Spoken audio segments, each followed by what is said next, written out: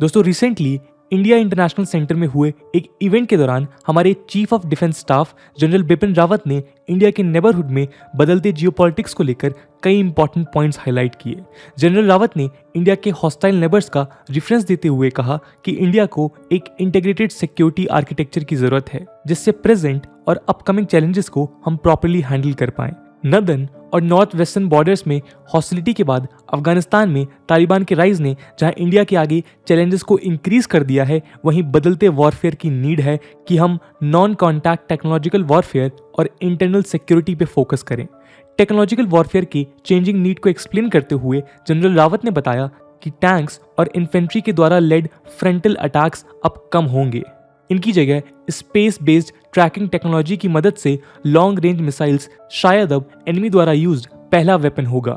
इन issues के कारण India आज एक रॉकेट फोर्स रेस करने के ऑप्शंस सर्च कर रहा है जो डिफरेंट टाइप्स ऑफ मिसाइल्स को हैंडल करेंगी। इंडिया पहले से ही unified theatre commands strategy pursue कर रहा है जो हमारी मिलिट्री को एक इंटीग्रेटेड वॉर फाइटिंग मशीनरी बना देगी। इन सब में रॉकेट फोर्स का इंडक्शन स्पेस, साइबर स्पेस और स्पेशल ऑपरेशंस में हमारी कैपेबिलिटीज और स्ट्रेंथन करेगी। दोस्तों चाइना पहले से ही अपने बिहेवियर को इंडिया के अगेंस्ट एग्रेसिव बनाता जा रहा है और इस सिचुएशन में इंडिया को अपने स्ट्रेटेजिक नेटवर्क्स, एनर्जी, ट्रांसपोर्ट और कम्युनिकेशन ग्रिड्स की सुरक्षा के लिए बड़े कदम लेने पड़ेंगे जिससे चाइना की रॉकेट फोर्स आज थ्रेटन कर रही है। दोस्तों हमारे आज के वीडियो का मकसद इंडिया द्वारा प्लान्ड रॉकेट फोर्स को डिकोड करना है जिसके मल्टीपल डायमेंशंस हम एनालाइज करेंगे। आज इस डिस्कशन के माध्यम से हम इंडिया के अपकमिंग रॉकेट फोर्स की नीड, कैपेबिलिटी और अंडरलाइंग इश्यूज पे चर्चा करेंगे जिसका हिंट जनरल रावत ने उस इवेंट में दिया था। आइए शुरू करते हैं आज का डिस्कशन। नमस्कार दोस्तों, मेरा नाम है आदर्श और स्वागत है आपका स्टडी आईक्यू में।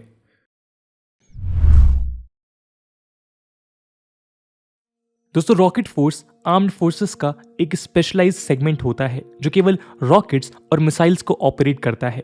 यदि और आसान भाषा में कहा जाए तो आर्मी की आर्टिलरी सेक्शन जो मिसाइल्स और रॉकेट्स हैंडल करती है, ये उसका एक एडवांस्ड वर्जन होता है। एट प्रेजेंट पूरी दुनिया में केवल रशिया और China independent rocket force operate करते हैं।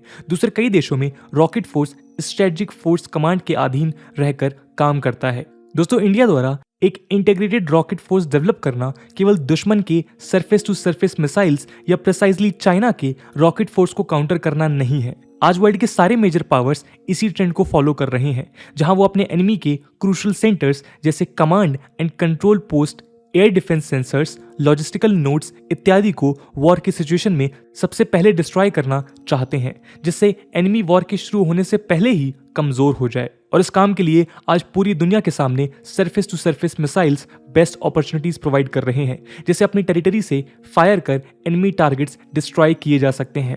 दोस्तों मिसाइल सेगमेंट में इंडिया के पास पहले से ही एक डेडिकेटेड स्ट्रेटेजिक फोर्स कमांड मौजूद है जो हमारे न्यूक्लियर मिसाइल्स को हैंडल करती है। स्ट्रेटेजिक फोर्सेस कमांड, जिसे स्ट्रेटेजिक न्यूक्लियर कमांड भी कहा जाता है, वो न्यूक्लियर कमांड अथॉरिटी का हिस्सा है। 4 जनवरी 2003 के दिन वाजपेयी गवर्नमेंट द्वारा क्रिएटेड इस कमांड को एयर मार्शल तेजा मोहन अस्थाना ने लीड किया था। आज strategic force command inter continental ballistic missiles, submarine launched ballistic missiles, nuclear bombs और न्यूक्लियर वॉरहेड्स कंट्रोल करती है। दोस्तों स्ट्रेटेजिक फोर्स कमांड ने जहां एक और इंडिया के न्यूक्लियर आर्सेनल को सिंगल कमांड के अंडर मैनेज किया है, वहीं इंडिया के नॉन न्यूक्लियर मिसाइल्स मिलिट्री के तीनों सर्विसेज के बीच डिवाइडेड हैं। इंडिया के लिए चाइना के रॉकेट फोर्स को देखते हुए ये सबसे पहले इंपॉर्टेंट फैक्टर रहा है। इंडिया अपनी सारी मिसाइल्स को एक सिंगल कमांड और कंट्रोल स्ट्रक्चर के अंडर लाना चाहता है जिससे इनकी कैपेबिलिटीज को मैक्सिमम वे में एक्सप्लॉइट कर एक जॉइंट फोर्स एनवायरनमेंट क्रिएट किए जा सके। करेंटली इंडिया के सारे ग्राउंड बेस्ड मिसाइल्स तीनों सर्विसेज एग्जांपल मिलिट्री, नेवी और एयरफोर्स के बीच डिवाइडेड हैं जिन्हें इंडिविजुअल सर्विस के लिए यूज किया जा सकता है। यदि तीनों सर्विसेज के इन एसेट्स को इंटीग्रेट कर लिया जाए तो इंडिया की एक फॉर्मिडेबल फोर्स बनकर उभरेगी जिससे चाइना या किसी भी एडवर्सरी को काउंटर किया जा सकेगा। इंडिया के थिएटर बेस्ड कमांड की प्रोग्रेस देखते हुए गवर्नमेंट द्वारा आज ये एक्सपेक्ट किया जा रहा है कि केवल हमारी मिसाइल कैपेबिलिटीज यदि सर्विस बेस्ड डिवीजन से रिमूव कर इंटीग्रेट कर दी जाएं तो इंडियन मिलिट्री के लिए एक बून साबित होगा। इस इंटीग्रेशन से मिसाइल डेवलपमेंट में होने वाली इंटर सर्विस राइवलरी को खत्म किया जा सकेगा, जहां हर सर्विस अपनी नीड की मिसाइल डेवलप करने को पुश करती है। इसके अलावा आर्मी की लॉजिस्टिक्स और नेवी एयरफोर्स के इनपुट्स को इंटीग्रेट कर इंटर सर्विस डिपेंडेंसी क्रिएट की जा सकेगी। समय के साथ इंडिया के रॉकेट फोर्स द्वारा खुद के क्रिएट किए गए नेटवर्क्स एक मैग्नेट की तरह तीनों सर्विसेज में जॉइंट्स का काम करेंगी। इंडियन रॉकेट फोर्स को लेकर डीआरडीओ के फॉर्मर चेयरमैन वीके सारस्वत ने भी रिकॉग्नाइज किया है कि रॉकेट फोर्स के फॉर्मेशन से इंडिया एक नॉन कॉन्टैक्ट वॉरफेयर के नए एरा में एंटर करेगा।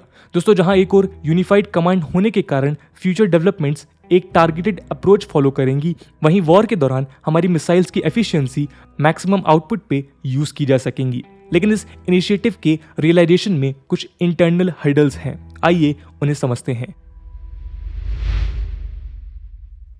इंडियन नेवी का ये मानना है कि वो एक प्लेटफॉर्म सेंट्रिक फोर्स है, जिसे नेवल वॉरफेयर में अपने शिप्स से मिसाइल अटैक्स करने की जरूरत पड़ती है। इस आर्गुमेंट को देखकर लगता है कि इंडियन नेवी अपने नेवल मिसाइल्स का इंडियन रॉकेट फोर्स में ट्रांसफर को लार्जली अपोज करेगी। सिमिलरली इंडियन एयरफोर्स भी अपने लॉन्च क्रूज मिसाइल्स को ट्रांसफर करने की इच्छा रखती है या नहीं, इस बात का अनुमान लगाना अभी कठिन है। इसके अलावा जहां बैलिस्टिक मिसाइल्स के डोमेन में इंडिया कंप्लीटली सेल्फ डिपेंडेंट हो चुका है, वहीं सबसोनिक क्रूज मिसाइल्स में ये डेवलपमेंट अभी बाकी है। इंडिया ने सॉलिड फ्यूल रॉकेट मोटर्स और इनर्शियल नेविगेशन सिस्टम को डोमेस्टिक सप्लाई चेन से डेवलप करने में कामयाबी हासिल कर ली है, लेकिन लिक्विड फ्यूल, रैमजेट इंजन्स और सुपरसोनिक क्रूज मिसाइल्स के कंट्रोल सिस्टम्स अब भी डेवलपिंग स्टेज पे हैं। इसके अलावा हाइपरसोनिक ग्लाइड व्हीकल्स और scramjet powered hypersonic cruise missiles भी at the moment developing stage पे है। इन सारे टेक्नोलॉजिकल लैग्स के कारण इंडिया के रॉकेट फोर्स का ऑपरेशन उस एफिशिएंसी से नहीं हो पाएगा जिसकी हमें जरूरत है। हमारे लिए आज ये जरूरी है कि इन ऑब्स्टिकल्स को ओवरकम कर नीडेड टेक्नोलॉजी डेवलप करें, जिससे हमारे रिक्वायरमेंट बेसिस के हर रेंज और कैपेबिलिटी की मिसाइल इंडियन रॉकेट फोर्स के पास उपलब्ध हो। एट प्रेजेंट इंडिया के मिसाइल फोर्स के फ्यूचर को देखा जाए तो स्ट्रेटेजिक फोर्स कमांड के सारे एसेट्स के अलावा मिसाइल्स भी इसके अंडर होंगी। इस आर्सेनल में सारी अग्नि सीरीज मिसाइल्स, पृथ्वी मिसाइल्स, धनुष, प्रहार, प्रलय, शौर्य, ब्रह्मोस, अपकमिंग निर्भय और वो सारी शामिल होंगी जो आज डेवलपिंग स्टेज में है। लेकिन इस लिस्ट में अभी ये उम्मीद की जा रही है कि नेवी के एसेट्स जिन्हें एक्सक्लूसिवली एंटी शिप रोल्स में यूज किया जाता है, उन्हें एग्जेम्प्ट कर दिया जाए। इस फोर्स में इंडियन आर्मी की BM-21, पिनाका, स्मर्श और अपकमिंग पिनाका MK-2 के शामिल होने की उम्मीद है। दोस्तों, यदि इंडिया एक मैच्योर रॉकेट फोर्स डेवलप करने में कामयाब होता है तो नेचुरली हमारे एडवर्सरीज के लिए ये एक स्ट्रॉन्ग काउंटर फोर्स होगा, जो उनके न्यूक्लियर और नॉन न्यूक्लियर पावर के लिए सब्सटेंशियल थ्रेट बनेगा।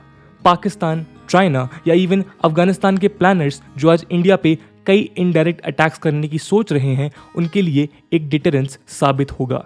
आज इंडिया जिन वल्नरेबिलिटीज को फेस कर रहा है और वॉरफेयर के डोमेन में जैसे चेंजेस आ रहे हैं, एक डेडिकेटेड रॉकेट फोर्स हमारी मिलिट्री की नीड बन चुकी है। चाइना का इंडिया के प्रति रवैया हम सब जानते हैं और इस स्थिति में चाइना द्वारा सेपरेट रॉकेट फोर्स ऑपरेट करना हमारी डिफेंस के लिए एक बड़ा खतरा है, जिसके काउंटर में स्टेप्स लेना हमारे लिए बेहद जरूरी है। तो दोस्तों, ये थी कहानी इंडिया की और उसकी अपकमिंग रॉकेट फोर्स की। दोस्तों, आपके हिसाब से एक शक्तिशाली रॉकेट फोर्स बनाने के लिए इंडिया को किन किन फील्ड्स में डेवलपमेंट करने की जरूरत है, कमेंट सेक्शन में जरूर बताइएगा। आज की वीडियो के लिए इतना ही। आई होप आपको वीडियो पसंद आई होगी और अगर पसंद आई है तो अपने दोस्तों के साथ शेयर करना मत भूलिएगा। हम मिलते हैं अगले वीडियो में, तब तक के लिए जय हिंद, जय भारत।